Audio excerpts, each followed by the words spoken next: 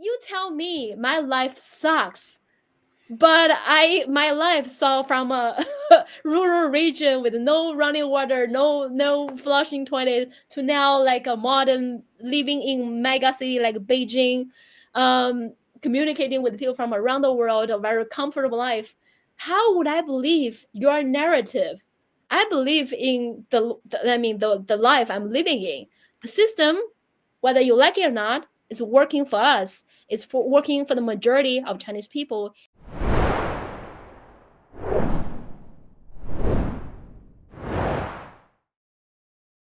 Welcome to our channel.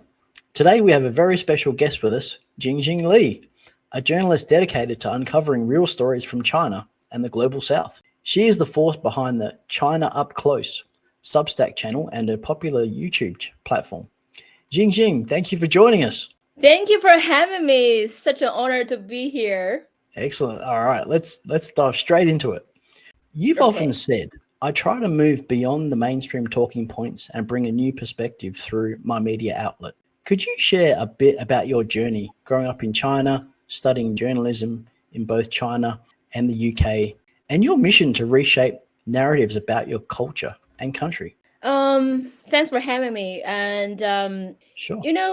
growing up, and I'm always being fascinated by different cultures. That's why I try hard to learn Chinese culture, try hard to learn English, learn Western culture. And I feel so blessed to travel everywhere, interact with different cultures, and get to know people from everywhere.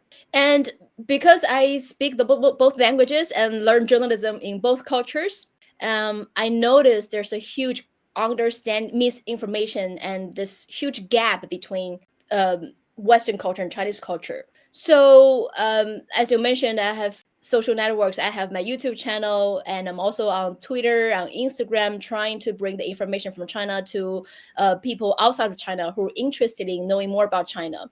I became very vocal several years ago when I think there's a turning point for me. I think in early 2020, when the pandemic broke out in China, I was one of the reporters who was sent to Wuhan. The city was under lockdown. I report the first-hand stories in this city, and I talked to so many families of the victims and people who recovered from severe COVID. So I saw firsthand what a kind of incredible efforts people in this city have been working to defeat this pandemic that like people have never seen in history. I saw how courageous the nurses, the doctors were, how courageous all the families of the victims were. But then that was also, I saw like a huge wave of anti-China hate on Western social media like Facebook and Twitter. On one hand, I saw the struggles of the people in China, in Wuhan, and the effort that they spent. They locked down the entire city to make sure the pain, only them suffering the pain, so they can defeat the virus. And on the other hand, you see all kind of racist terms, all those blames towards not just Chinese, but towards all Asians in general on social media. I have many friends who lived in the United States. Chinese Americans, Asian Americans suffered from just random violent attacks on the street. So many elderly Chinese being beaten up on the street in San Francisco, in Los Angeles, and many people died because of this. So that was a huge moment. I feel like I'm the reporter. I know what happened in that city. I know the real stories. How about let me tell the stories of our culture, of our country? And that's just one turning point. But before the pandemic and after the pandemic, there are so many information war that some politicians deliberately launched against China. For example, the Xinjiang story. I debunked a lot of the so-called Western mainstream media's narrative on Xinjiang. Either they claim there's a genocide, but they claim that for several years, but they still cannot show even one photo to prove that there's a genocide in China. And like they claim there are like 1 or 2 million Uyghurs under like genocide, but still in the era that everyone has a phone, that we have 5G network in China, they still cannot find even one solid photo or video to prove this so-called narrative. And the funny thing is, only those Western Europe or American media politicians showed such a huge interest on Muslims in China. But on the other hand, if ask any Arab countries, ask Islamic leaders from the Arab world, from the Islamic world, none of them believe the Western media's narrative on Xinjiang, and many of them went to Xinjiang. Many of their Islamic, world-renowned Islamic leaders from all Arab countries have visited China, have visited Xinjiang, and all of them said, well, they are legit Muslims. They recite Quran probably even better than some of them, and they think China's counterterrorism method is really working. They even want to bring the counterterrorism method to their countries because they also suffer from terrorism. So I mean, there's so many misinformations about China, and all this because of some politicians, leading by the United States and joined by several Western countries, deliberately made this information war on China. This so-called Xinjiang genocide narrative. There's no genocide in Xinjiang, but why this narrative was so popular and pushed by mainstream media, just like what they did to Iraq. That's called atrocity propaganda. They fabricated some stories about the countries that they believe is their enemies, but to make people believe that. But it's also interesting to see nowadays, no matter how much they try to continue to push that narrative, no country is believing that, probably because people are witnessing a broad daylight genocide. People really seeing what genocide really looks like, the genocide in Palestine. So nobody gonna believe the Western mainstream media's genocide in China. So I think because of I've been witnessing all this kind of misinformation, disinformation, the information war on China. So me as a journalist from China, I traveled to almost every corner of China I talked to almost every ethnic groups. I covered poverty alleviation project. So I'm the one really knowing the politics, the culture here. And I thought, well, I know both languages. How about I tell my own stories? How about I tell the stories of my own cultures, my own country, so no one can speak on behalf of us? So that's my main motives, became so vocal, so active on social networks. And I also mentioned I want to tell the stories about Global South because Global South countries have been suffering the same struggles like China. I talked to and visited many Global South countries in Africa, countries in Central Asia, countries in Latin America. And if you out of the Western bubble, if you really get out of the global North and talk to people in the global South, you will notice there's a huge gap between understandings. When some politicians from the West, they say the international community, they only mean the several Western countries in North America, probably Australia, some countries in Europe. But if you ask people from global South, they will tell you completely different stories. And many African scholars tell me the same thing. We don't believe Western media, and middle countries from experts from Middle East countries. They also, we don't believe the Western media that have been telling the stories about Muslims because we have been suffering the same information war for decades, probably for hundreds of years. So that's why I'm trying to bring this the voices that are often being neglected by Western mainstream media. I'm trying to make these voices be heard. So yeah, that's my main motive. Oh, sure. And I think you're very successful with a bit of Thank comedy, you. satire. You're very popular. I mean, I've seen you. I'm in this space, but I've seen you many times. And I think you're very effective. It's sort of fun and bright. And I think that's a very large contrast considering what the mainstream media is like in the West, where they're like gloomy, talking to people like they're children, right? I really dislike that, where they talk like you're a child. I think people are just used to it. So it's a big contrast, and I think you're very successful. And Thank on you this, so much. sure, no, definitely. Thank you for spreading your view about the culture. Actually, in Australia, we have a political party here called the Citizens. It used to be called the Citizens Electoral Council. They're called the Australian Citizens Party, and they've been around for a very long time.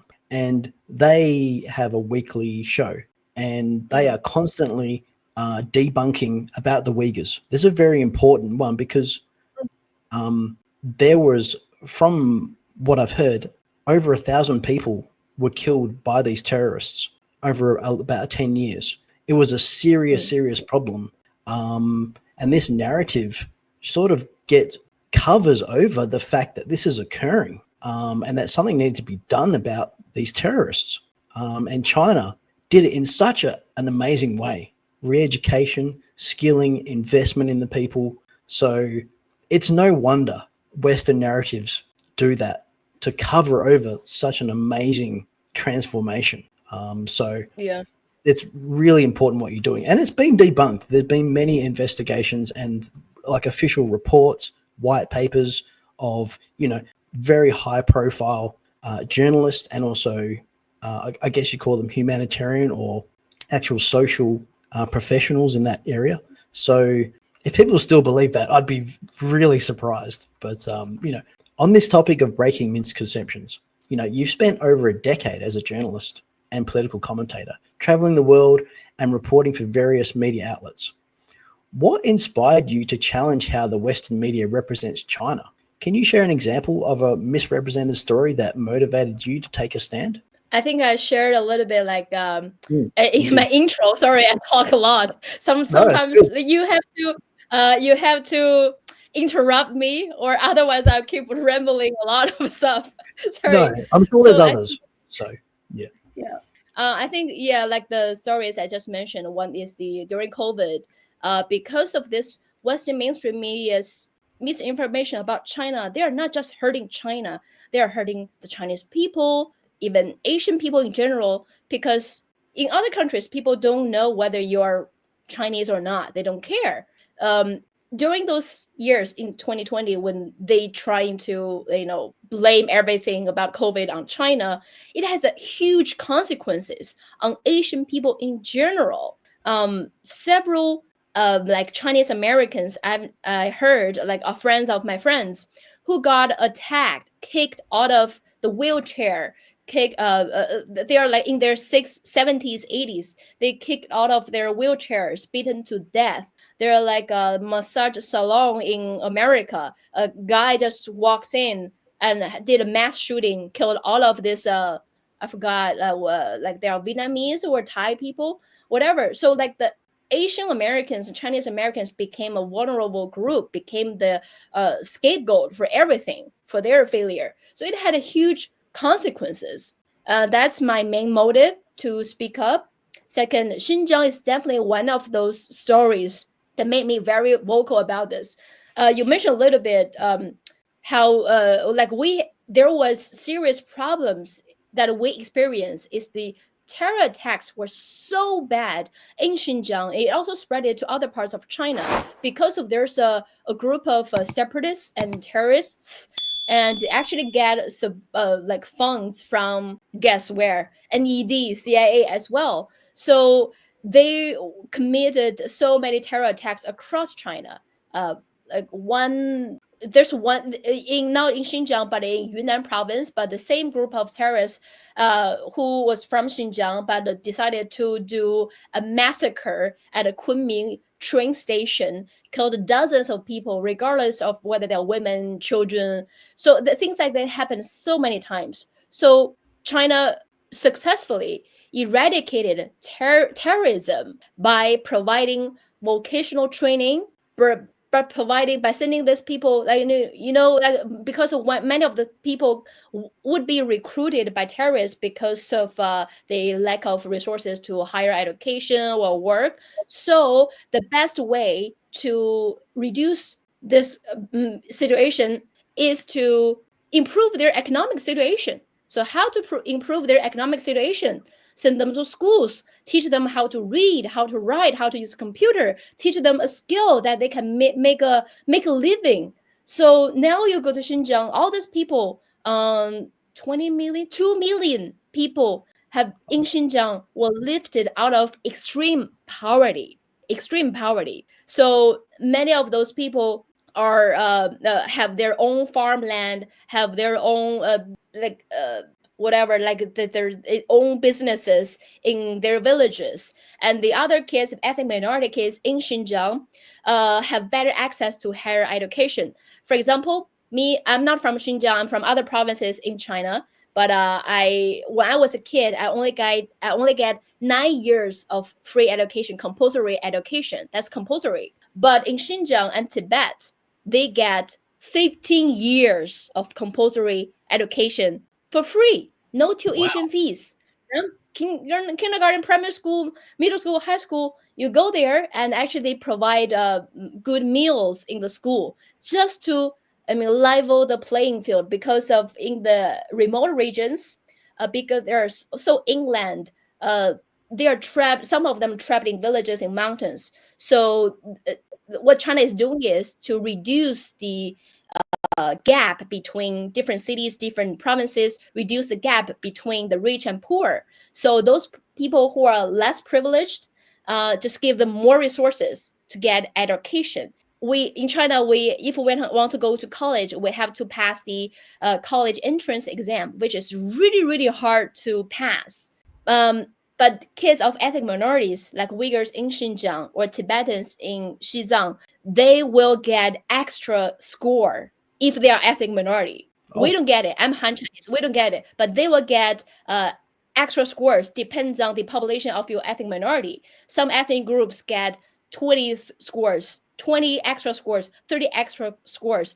That makes a lot of difference. That makes a huge difference. So all the policies give and all these policies prioritize ethnic minorities to make sure they can get more chances to get into colleges, get more chances to go to workplaces, to level the playing field. So I mean, this is the reality. But Western mainstream media don't talk about it. They didn't care when there were terrorist attacks killing civilians. But now, when they were lifted out of poverty, they were sent to school. They were getting more jobs. They are much much richer than before. Now they start to, oh, we still care about you, well, about you now. So it's so hypocritical. And besides, those Western media didn't even shed a tear about those Muslims that being killed in West Asia, in Middle East countries. But they don't care about other Muslims. They don't care about Muslims in other countries, but they specifically care about the Muslims in China, which is very peculiar, right? So all these things, all these narratives, so many lies intentionally spread by some media made me like being like I need to speak up. I need to tell my stories, and I'm on the ground, knowing I can communicate with people from both cultures. Local people trust me because I know I don't twist their stories, not just because I'm a Chinese. Actually, it's also funny. Many of Western mainstream media correspondents, journalists, they actually went to those places in Xinjiang or Tibet or in other rural regions.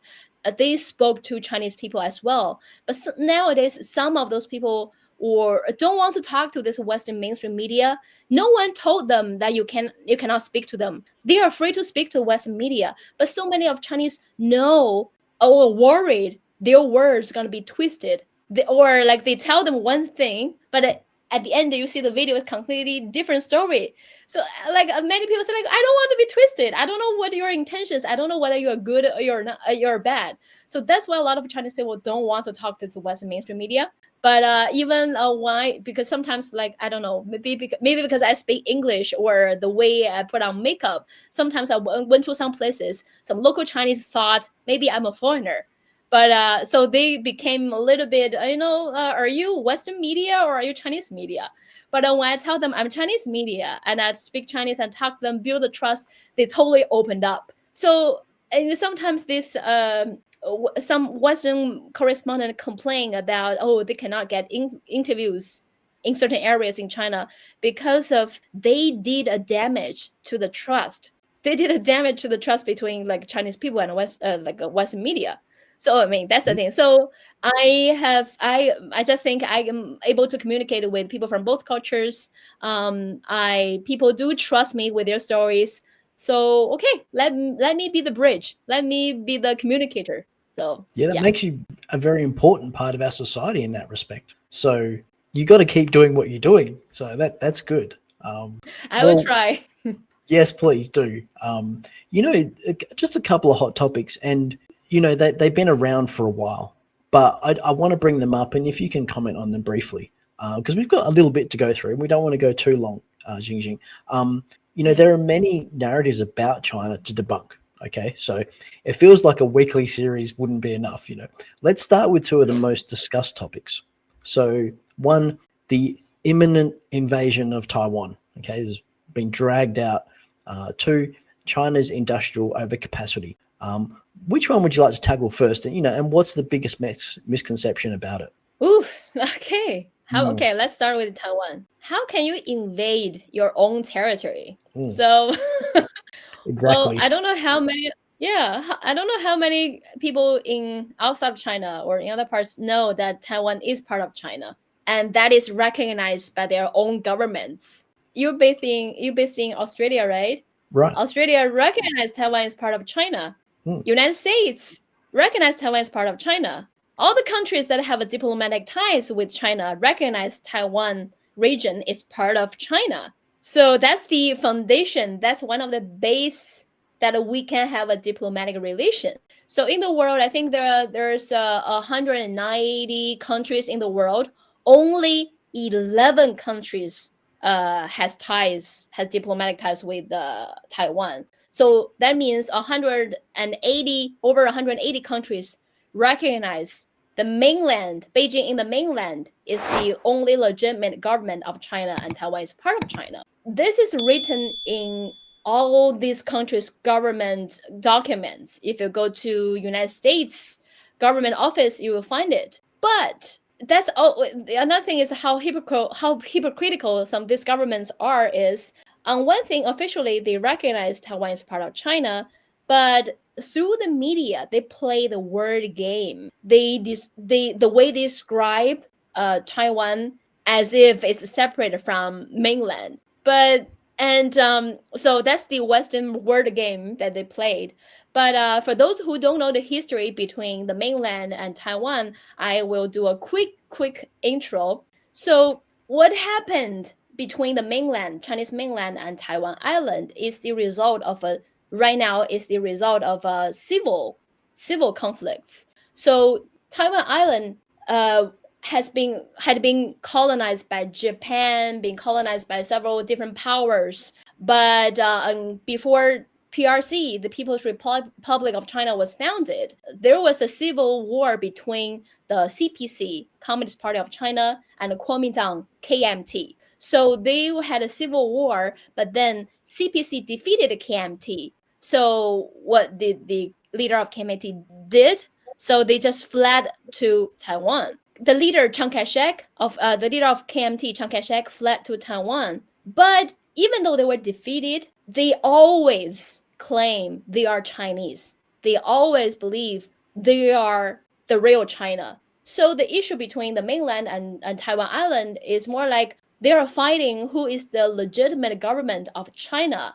mm, But they never like have a discussion of like, oh, we're different, we're separate. So the result of the division is a civil war.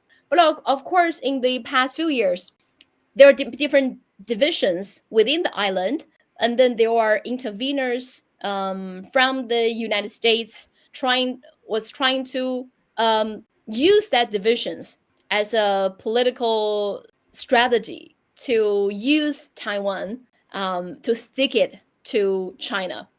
So if you look at the map, Taiwan is within the first island chain, together with the islands in Japan, in Vietnam, and the Philippines. And many U.S. political strategists said it blatantly that they just see Taiwan as a strategic political asset. Some may believe, oh, it's about democracy. No, the United States doesn't care about the human rights or democracy in Taiwan Island. They just see Taiwan as the strategic political asset to use it to maintain the U.S. hegemony, U.S. dominance in Indo-Pacific region.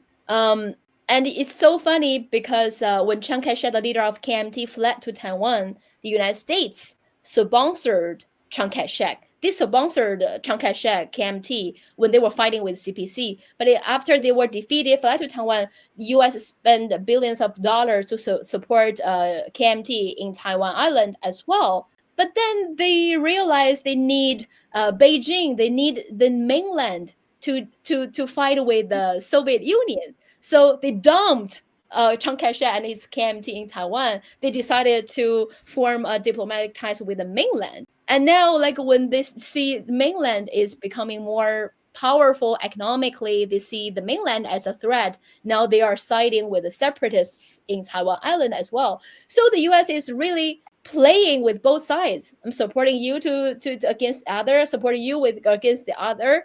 So they, even though the media, some politicians from the U.S. may sound like they really care about the human rights or democracy in the Taiwan Island, like they are defending or whatever the just cause, but no, they don't. If they think they need the mainland more, they would ditch Taiwan without thinking. Within a blink of eye, they would ditch Taiwan just like they did in the past few decades. So it's all about the U.S. hegemony and dominance in this Indo-Pacific region. And the U.S. Ambassador to China, Nicholas Burns, one time in a web seminar said it blatantly: we need to make sure that we need to make sure that China is aware the U.S. is the leader in Asia. We will make sure China will no longer be the leader in Asia. Can you imagine that?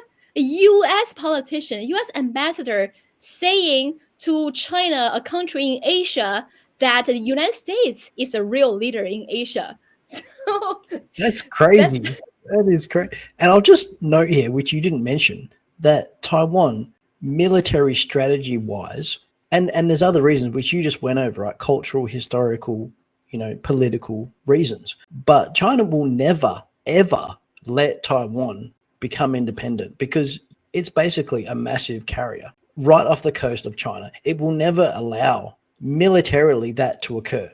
Okay. So if you wonder why China's extremely sensitive about it, that's another reason why. And that's a very important military reason. So I just want to mention that. So people really, I never really realized that. I never thought about it in that way. But when it was mentioned by political professionals who, like yourself, that talk about these things extensively and we should listen, as like, oh, right, that is very important. So they're never going to let that happen. Yeah. So like there are many reasons, like there's a strong connections, historical connections, cultural connections, and people to people connections between the Chinese mainland and Taiwan Island. Because the majority of population in Taiwan Island are people who migrated from different provinces in the Chinese mainland. We speak the same language. We from the older the middle generation, older generations, we share the same culture, same thing. So there's a huge bond. It's not like we're brothers and sisters. It's like it's not that they are different group of people. We're the same kind of people, and we're families. Many of them are families, and we have many movies and theories about how many of the older generations, because they fled to Taiwan and because of the segregation that KMT put like between the mainland, many of them could not return to the mainland and visit their parents or their wives, their families, and they were like, it's so many tragic stories like that. So there's first is the we have deep cultural, historical, and people connections with the same brothers and sisters. We're families. So it cannot be just a separate country. Second, there are so many things going in my head.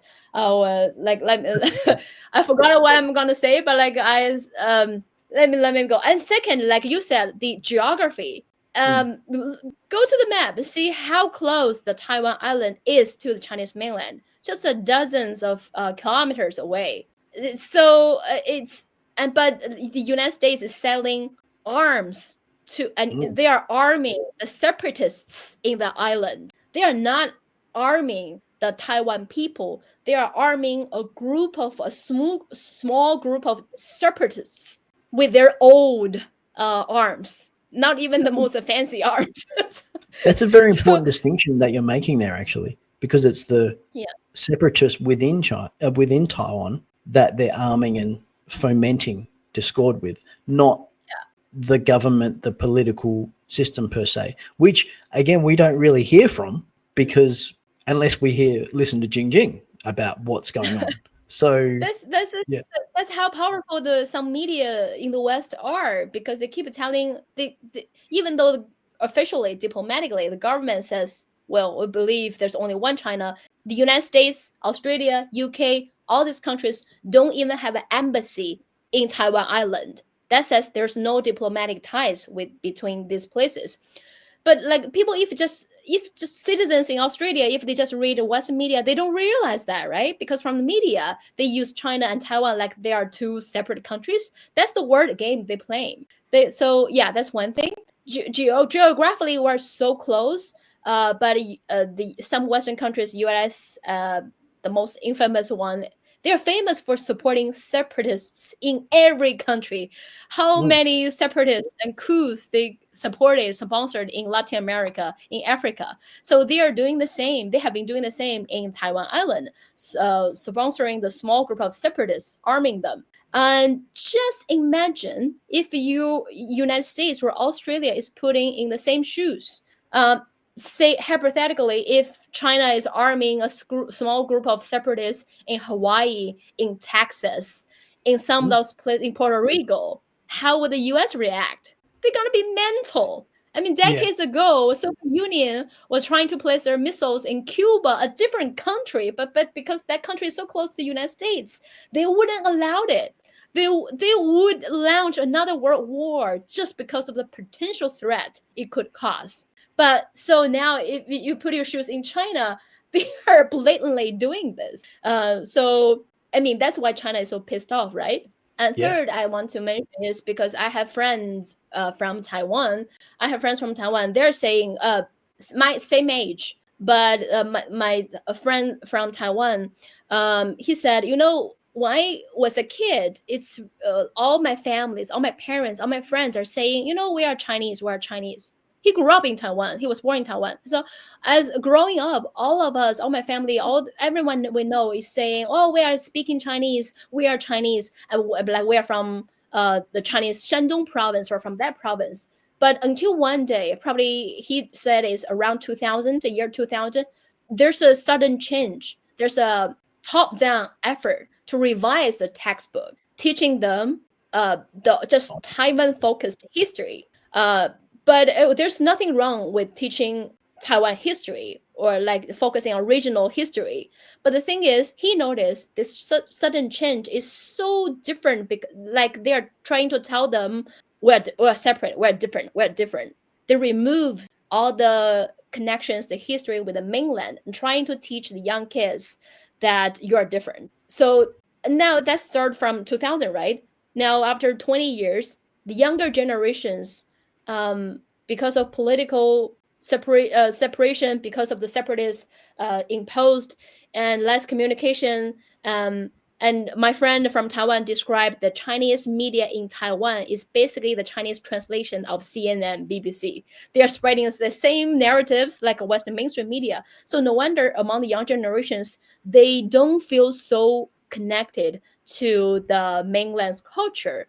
But the older generations, they came from the mainland. They still have the same the memories, the historical connections, and the U.S. is really trying to use this generational gap and using a small group of separatists to create chaos. Their textbook strategy, divide and conquer. So I mean that caused the complicated situation we are facing. But even with all these complicated divisions, and the U.S. threatening they're gonna defend Taiwan with war, with launch a war with China, I don't think they will do, because uh, no, they just use it to stick it to China to make to piss off China, but Mm, they will not sacrifice one soldier for Taiwan for a war against Chinese mainland. No, Taiwan. They, as my friend from Taiwan described, we are just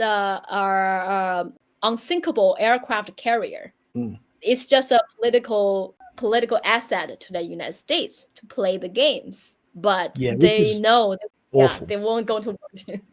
Yeah, I Yep. watched that interview. That was a really good interview, with this young person telling Mm. exactly how it is. It was a really good interview. And I would encourage audience, if you haven't seen that on Jing Jing's uh, YouTube channel, I think it was, please go and Yes, watch it. It was YouTube channel. really interesting. The other topic, which was, China's industrial overcapacity, which is a little bit, I mean, it's quite technical actually, but what are your thoughts on that misconception? I just wonder how many countries wish they have this kind of capacity. They Yes. claim China has the overcapacity, but because of take a look at the United States, do they have capacity? They cannot even produce most of the things within their countries. They're trying to the leaders, either Biden or Trump, are already trying to get all these American companies back to America because what? Because decades ago their companies voluntarily want to move their factories to China so they can use the cheap labors in developing countries, though they can make maximum interest from this globalization. No one forced them. They decided to do it, but that had a huge effect on their citizens because of many working class white people were struggling to find jobs. So now they're trying to get these companies back to the United States.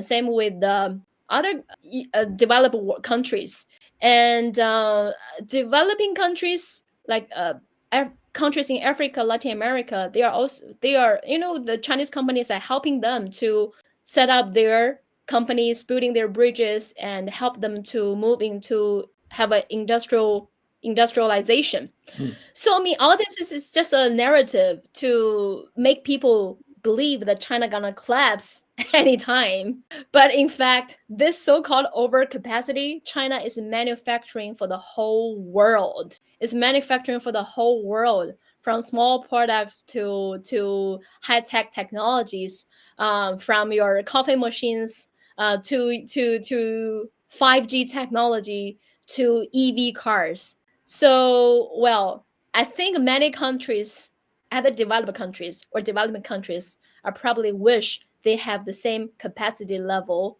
of China. But well, I don't worry about it because now through the Belt and Road Initiative, many countries are benefiting from China's industries. So, same if you visited the Belt and Road participating countries and you talk to the employees of this huge projects, the plants under BRI, all of them are very happy because I just trying to think. There are many examples. I'm trying to bring an example. Say like African countries. I visited some African countries because of many African countries have been colonized by France, by UK, by European countries for like a long time. But after hundreds of years of colonization, these countries still don't have basic necessities like sewage, like running water, like electricity, like heating. People were struggling to have their basic needs met. But because of BRI, huge ports, huge airports, roads, running water system have been set up in this country. And of course, some media are trying to paint this as a death trap. But the thing is, these projects made sure people have a decent, like basic living standards. It's like at least they can live as a human being. They don't need to worry about where to find the next bottle of water.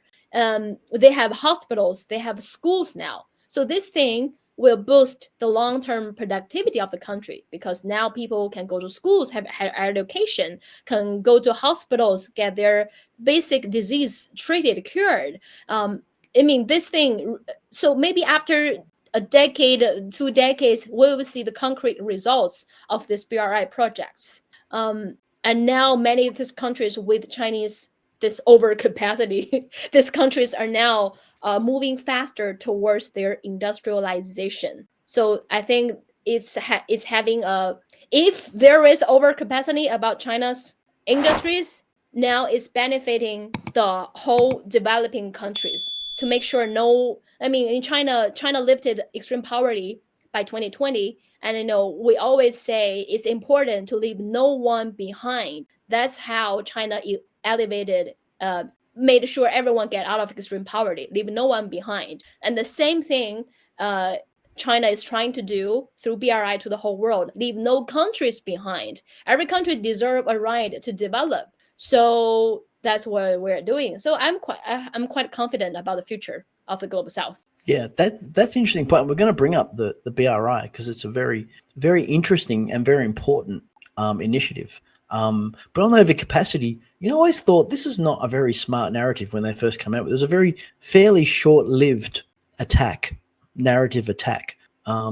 Because like you mentioned, I think this is a very important point just to highlight overcapacity, and in the context where you've brought in the BRI. So then if there is an overcapacity, which relative to the West, which is deindustrializing and has very little manufacturing and productive capacity, you could say, yeah, relative to that, sure. But then in the context of the Belt and Road Initiative, you want to have sufficient and surplus capacity to invest in other countries so then they can develop. So, and I think, Jing Jing, I think in a way it's sort of true, but then they've twisted it like many things, right? They've twisted it to go, well, this is a bad thing, when actually it's a really, really good thing. Yeah. I think it's a little bit of a lesson you have too. enough to support other your family members. You have enough to support others. So I think in a way, Yeah. depends on how you look at it. Like if we look at it, it's positive because you have extra to support others. But of course, it's threatening to the West or U.S. dominance or hegemony. I just remembered. I actually made a video about it. This one senator from the U.S. at this hearing, he said, BRI is such a good idea. I just hate it because it inspired the global South countries to think, and it's not our idea. So Yeah, that that's was why a great one. it. Yeah, that was a really good one. It was so obvious and so out in the open. Really showed. Yeah. I mean, The they're saying, disaster. how dare you? How could you make global South people think? Now they want to be independent and get rid of our dominance, get rid of our control. I want to be what? So, I mean, it's, in a way, you have to appreciate how honest these Western politicians are. They're so honest about their true intentions. I think it's a really good example to show how they think. People that are in opposition, what you're talking about here, how they think. Like, this is where they think this is a good thing, how they think. And obviously we're discussing where it's not a good thing at all. It's not even good for USA. But I think it's an excellent example to show how open it is and how they feel completely justified to think like that. Amazing. Yeah. Can I just add on something? The poverty alleviation, it wasn't just done within like 10 years, 20 years. At least it's been done for like being 4 decades, at least 4 decades. The thing is, even though the leader in China changed, but the policy of helping people get out of poverty didn't change. So the different generations of leaders keep doing that, carry that pattern, continue to do that. So China has 1.4 billion people, and when PRs, well, sorry, when People's Republic of China was just founded in 1949, China just came out from a war-torn country, so backward, war-torn, and majority of the population were in poverty. But so like the government, the leaders back then know this, so they set this goal. You know what? We're gonna set. The thing is, to me, what's amazing of China's governance is they have a long-term goal saying what are we going to achieve in 50 years, what are we going to achieve in 100 years.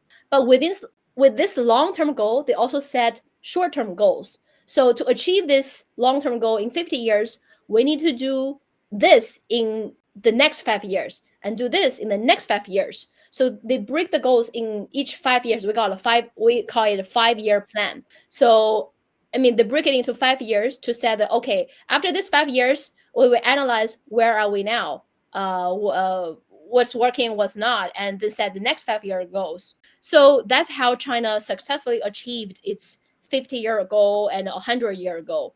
And so the poverty alleviation mission is a mission that has been carried on by different leadership, by different CPC members, continue to do this for at least 4 decades. So that's how you saw over 800 million people were lifted out of extreme poverty by 2020. I'm a Chinese, born and raised in China.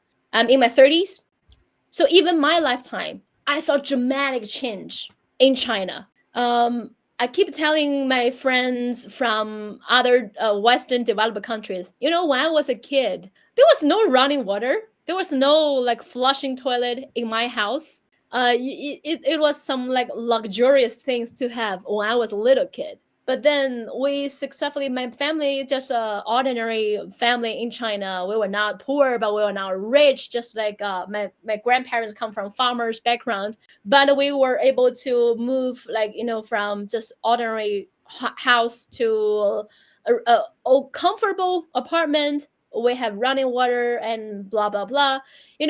I saw dramatic change, and my parents successfully sent me to study in the UK, which it's not something fancy, but it's something that people like farmers in China wouldn't think back then. Like, we're gonna have a daughter that speak English that like go to study in the UK. So it's something they would never imagine. So I mean, that's just my life. It wasn't that dramatic, but I remember, when I was a kid in middle school, my parents were working in a neighboring province. When I visit my parents, I need to take the train for a day and a half just to go to a neighboring province. But now it only takes 3 hours by high-speed rails. And in Xinjiang, it's Xinjiang Uyghur Autonomous Region. It's a huge region, right?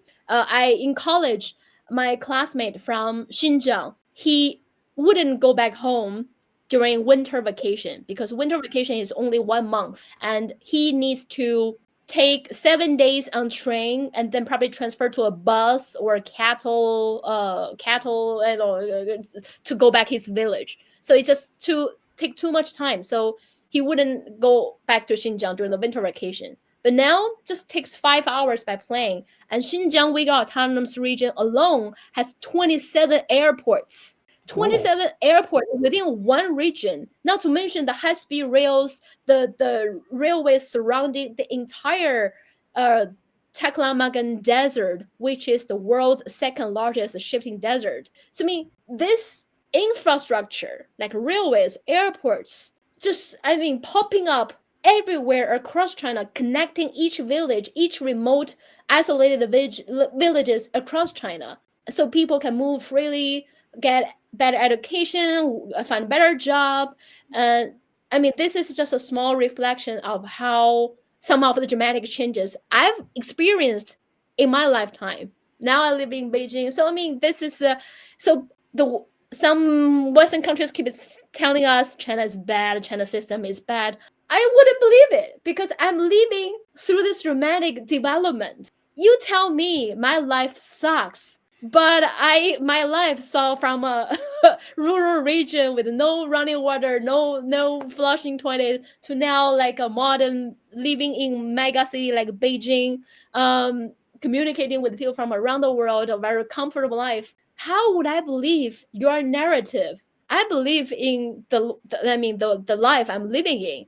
The system, whether you like it or not, is working for us. It's working for the majority of Chinese people. It made the majority, 1.4 billion Chinese people's life much, much, much better. So yeah. I'm very glad. I'm very glad for you and your people. Stay tuned for our next episode, and don't forget to like, share, and subscribe to keep these conversations going. See you soon. See you soon.